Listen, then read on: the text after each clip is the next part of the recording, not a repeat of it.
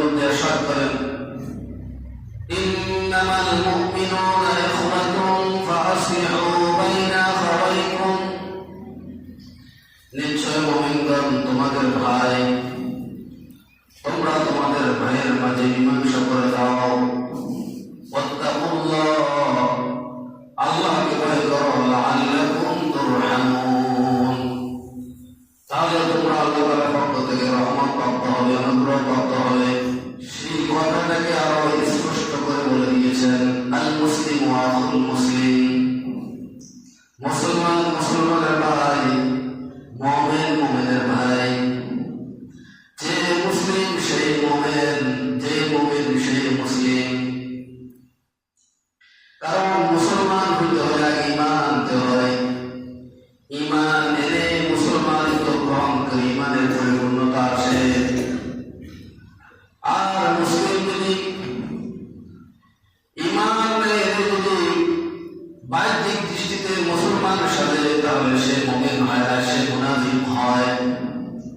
মুনাফিক কাকে বলে? যে অন্তরের মধ্যে নেফাক ঠিকই রেখেছে, কুফর ঠিকই রেখেছে, কিন্তু কাজ করবে মুসলমানদের কাজকর্ম, মুসলমানদের বেশভূষ, মুসলমানদের চালচলন তার ভিতরে পাওয়া যায়, নিজেকে মুসলমান দাবি করে কিন্তু অন্তরের ভিতরে ঈমান নাই, তাহলে সে মুমিন না, সে মুসলমানও না।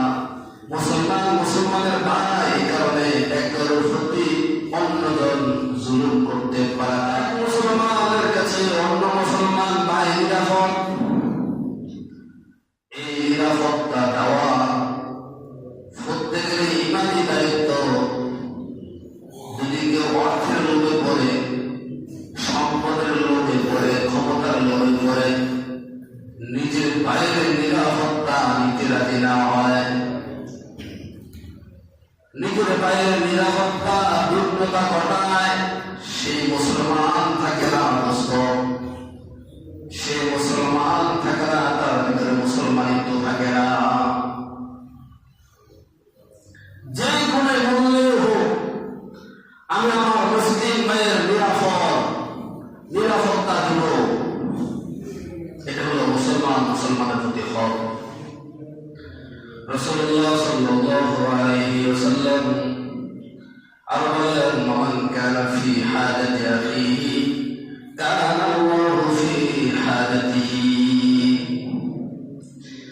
মুসলমান মুসলমানের ভাই, এক মুসলমান যখন অন্য ভাইয়ের প্রয়োজনে নিজেকে ব্যস্ত করবে, তখন আল্লাহ তাআলা কুদরতিভাবে তার দুনিয়া আখিরাতের সমস্ত প্রয়োজনগুলো আল্লাহ তাআলা নিজ দায়িত্বে নিয়ে নেবে।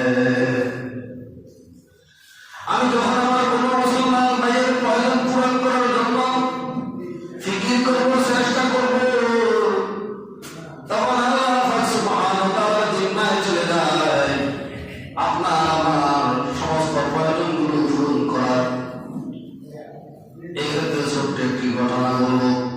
সাহাবী হযরত ইবনে আব্বাস রাদিয়াল্লাহু তাআলা আনহু মসজিদে নববীতে ইতিকাফ করেছেন। এমন এক সময় একটা লোক এসে বলল যে, ভাই আমি একটু সমস্যায় পড়ে গেছি, আপনি যদি আমাকে একটু সাহায্য করেন অনেক বড় উপকার হতো। আর ইবনে আব্বাস রাদিয়াল্লাহু তাআলা আনহু ওই ব্যক্তির সাহায্য করার জন্য মসজিদ থেকে বের হতে হয়।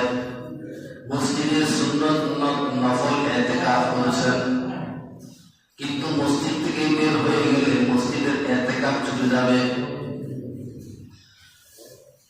ওই লোক বললেন, ভাই আপনার তো মনে হয় শরম নাই, আপনি তো মসজিদে ইতিকাফ করেছেন, আপনি তো এখন মসজিদ থেকে বের হতেছেন, কারণ কি? আপনার তো ইতিকাফ চলে যাবে। আল্লাহু আকবার। সাহাবায়ে কেরাম বললেন, হযরত ইবনে আব্বাস রাদিয়াল্লাহু তাআলা আনহু বলেন, যদি কোনো ভাই কোনো ভাইয়ের প্রয়োজন মেটানোর জন্য চেষ্টা করে, তাহলে আল্লাহ সুবহানাহু ওয়া তাআলা তার আমলনামায় অনেক ইতিকাফের সওয়াব দিয়ে দেন। আমার এটা তো নফল ইতিকাফ, আমার এটা কবুল হয় কিনা জানি না, কিন্তু আমি যে আমার মুসলমান ভাইয়ের ফিকির করবো, শুধু ফিকির প্রয়োজন পূরণ করতে পারবো কিনা, আমার দ্বারা সম্ভব কিনা, এটা তো অনেক দূরের কথা।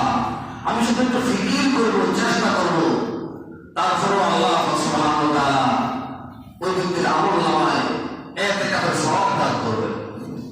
এজন্য দোস্ত, আর আল্লাহ রাসূল হাদিসের মধ্যে ইরশাদ করেছেন, কেউ যদি তার কোনো ভাইয়ের সাথে, সে আপন ভাই হোক, আপন ভাইয়ের মধ্যে তো নিজের রক্তের একটা সম্পর্ক আছে, একটা স্বার্থ আছে, কিন্তু অন্য যে কোনো মুসলিম ভাই হোক, সে বাংলাদেশি হোক, হিন্দুস্তানি হোক, ভারত যে কোনো জায়গার হোক, যে কোনো স্থানের হোক, সে আমার মুসলিম ভাই, সে মুসলিম ভাইয়ের কথা এখানে বলা হচ্ছে।